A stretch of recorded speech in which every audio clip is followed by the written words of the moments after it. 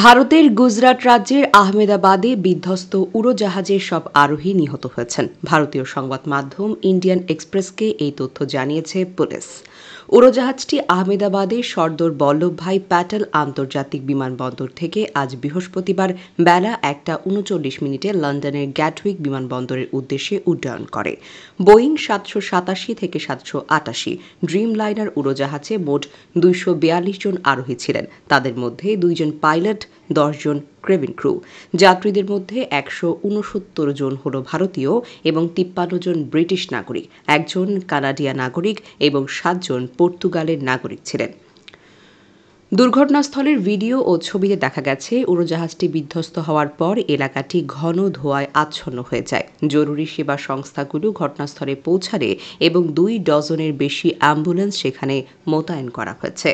Flight রাইডারের তথ্য অনুযায়ী উড়োজাহাজটি উড্ডয়নের কয়েক সেকেন্ডের মধ্যে সেটি যেন সংকেত পাঠানো বন্ধ করে দেয়। সেই সময় উড়োজাহাজটি 625 ফুট উপরে উঠেছিল।